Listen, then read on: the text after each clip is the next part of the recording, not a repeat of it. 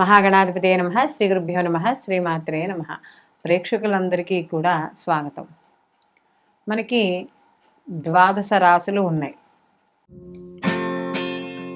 Hi, my name is Gautam and I actually stay in Malkajgiri itself. I had this back pain. It's been 1.5 years. I have tried many treatments like chiropathy, oil massage, physiotherapy especially, but it didn't work out as much like what I expected. I strongly suggest homeopathy. You people can carry on with the homeopathy. Area Malkajgiri and doctor name is like Nageshwar Rao and the clinic name is Neocare Homeopathy. ఈ భూమి మీద పుట్టిన ప్రతి మనిషికి కూడా వాళ్ళు ఈ 12 రాసుల్లోనే వాళ్ళు ఎక్కడో అక్కడ అంటే ఏదో ఒక రాశిలో జన్మించడం, ఏదో ఒక నక్షత్రం మీద జన్మించడం అనేది ఉంటుంది. అంటే మనకున్న 27 నక్షత్రాల్లోనూ 12 రాసుల్లోనూ కూడా ఈ ఈ ఎక్కడైనా కూడా జన్మించే అవకాశం ఉంది. అయితే ఆ రాశిని బట్టి అతని యొక్క స్వభావము, లక్షణము, అతని యొక్క వృత్తి, ఉద్యోగ, వ్యాపారము, అతని నడవడిక, పేరు ప్రతిష్టలు, అలాగే అతను ఏ సంవత్సరాల్లో వృద్ధి పొందుతాడు, అతని యొక్క నడవడిక ఎలా ఉంటుంది, అతని వివాహము, అలాగే సంతానము, ఇలా ఆరోగ్య విషయాలు, ఆర్థికపరమైన పరిస్థితులు, ఇవన్నీ కూడా అతని యొక్క జీవన విధానం ఎలా ఉంటుంది, అతని యొక్క నడవడిక ఎలా ఉంటుంది అని అన్నీ కూడా మనకి అతను పుట్టిన రాశి మీద అలాగే అతను ఉన్న లగ్నం మీద కూడా ఆధారపడి ఉండడం అనేది జరుగుతుంది. అయితే ప్రతి రాశికి కూడా కొన్ని సహజ లక్షణాలు ఉండడం అనేది జరుగుతుంది. అంటే ఆ రాశాధిపతిని బట్టి ఆ యొక్క రాశి యొక్క సహజ లక్షణాలు ఏవైతే ఉంటాయో అవి ఖచ్చితంగా కూడా ఎవరైతే ఆ రాశిలో పుట్టిన వ్యక్తి ఉన్నాడో అవి అతను పొందడం అనేది జరుగుతుంది. కాబట్టి ఇప్పుడు మనం ఈ 12 రాశుల్లో పుట్టిన వాళ్ళ యొక్క లక్షణాలు ఎలా ఉంటాయి, వాళ్ళు జీవితంలో ఎటువంటి స్థాయిలో వాళ్ళు ఎదుగుతారు, వీళ్ళ ఆర్థిక పరిస్థితులు, స్థితిగతులు ఎలా ఉంటాయి అనే విషయాన్ని మనం ఇప్పుడు ఈ వీడియోలో తెలుసుకుందాం. మేషరాశి. మేషరాశికి వచ్చేటప్పటికి రాశ్యాధిపతి కుజుడు. మనం కుజుడు అనేటప్పటికీ కాస్త కొంతమందికి చాలామందికి భయం వేస్తుంది, కానీ ఈ కుజుడు కూడా నవగ్రహాల్లో ఒకటే. మనం ఈ కుజుడు కానీ చూసుకుంటే ఈయనకి సేనాధిపతిగా మనం చెప్పడం అనేది జరుగుతుంది. అంటే సహజంగా సేనాధిపతి అనేటప్పటికి ఏమొస్తుంది అంటే మనకి యుద్ధ రంగంలో మనకి ఆయన యుద్ధం చేసేవాడు, అలాగే అస్త్రశస్త్రాల్లో విద్యల్లో ప్రావీణ్యత ఉన్నవాడిగా మనం చెప్పుకోవడం అనేది జరుగుతుంది.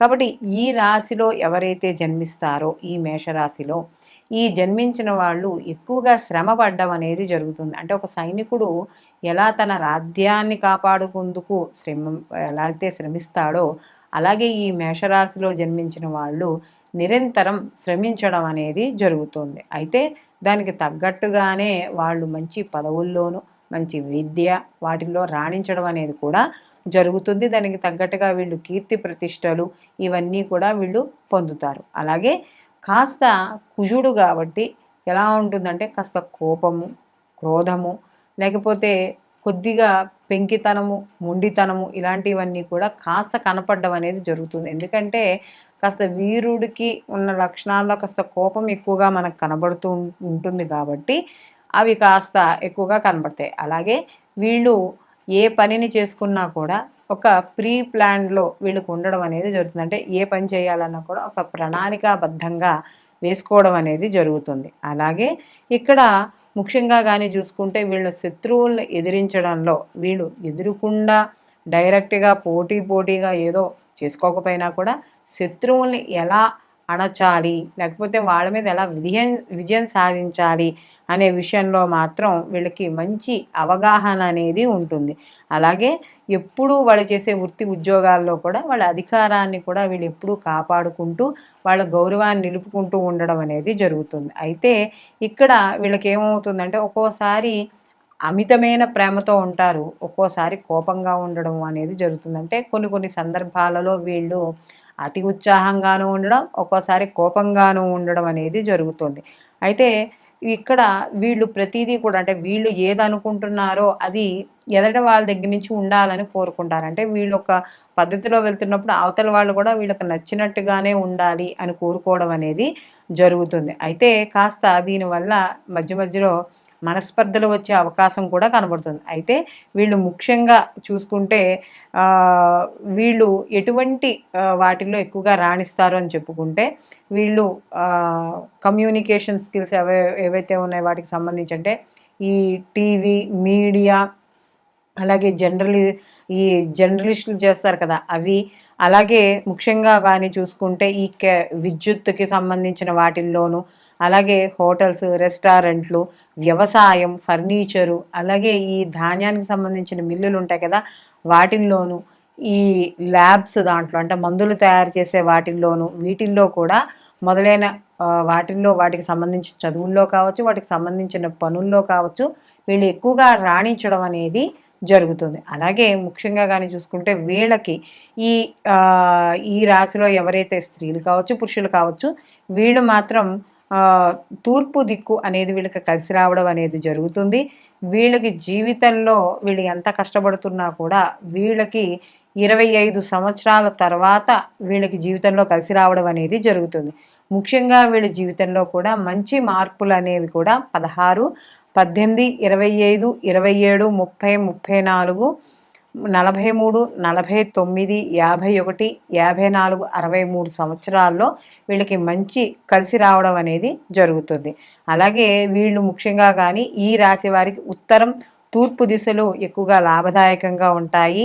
అలాగే వీళ్ళకి కానీ చూసుకుంటే వీళ్ళు ఏవైతే దానాలు ఇస్తే వీళ్ళకి కలిసి వస్తుంది అని కానీ చూసుకుంటే, వీళ్ళు ఎక్కువగా బంగారం, అలాగే మనకి పళ్ళు, శంఖము, అలాగే ఇత్తడికి సంబంధించిన, లోహానికి సంబంధించిన వస్తువులు దానం ఇవ్వడం ద్వారా వీళ్ళకి కలిసి రావడం అనేది ఈ రాశి వాళ్ళకి జరుగుతుంది. అలాగే ఈ రాశిలో ఎవరైతే మహిళలు ఉన్నారో వాళ్ళు మంచి స్వభావాన్ని కలిగి ఉండడం అనేది జరుగుతుంది, అందంగా ఉండడం.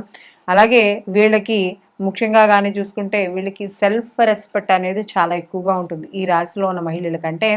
వాళ్ళు ఎవరు ఏదైనా అంటే కూడా తొందరగా మాట పడరు. ఒకవేళ వచ్చింది అంటే అసలు వాళ్ళ కేసు మళ్ళీ చూడడం అనేది ఉండదు. అంటే సాధ్యమైనంత వరకు ఓపిక పడతారు ఏదైనా 1-2 సార్లు అన్నా. కానీ ఏంటంటే ఏదైనా ఒకసారి తేడా వచ్చిందంటే మళ్ళీ వాళ్ళ మొహం చూడడం, ఒకసారి మనసులో ఒక ద్వేషం ఏర్పడిన తర్వాత సాధ్యమైనంత వరకు దాన్ని మళ్ళీ వాళ్ళు మింగిల్ అవ్వలేకపోవడం అనేది ఉంటుంది. అలాగే ఏదైనా కూడా వీళ్ళకి ఒక్కోసారి వీళ్ళు పెద్ద అవుతున్న కొద్ది ఈ రాశిలో ఎవరైతే మహిళలు ఉన్నారో వాళ్ళకి సేవా దృక్పథం అనేది ఎక్కువగా ఉండడం అనేది జరుగుతుంది. అలాగే వీళ్ళకి కాస్త ఒక 40 సంవత్సరాలు, 35-40 సంవత్సరాలు ఉన్నప్పుడు కాస్త ఏదైనా విద్యుద్ఘాతకాలు, లేకపోతే ఏదైనా గ్యాసు, నిప్పు, ఏదైనా ఒక పనిముట్లు ఉంటాయి కదా, ఏదైనా షార్ప్గా ఉన్న అలాంటి విషయాలతో కాస్త జాగ్రత్త వహించాలి.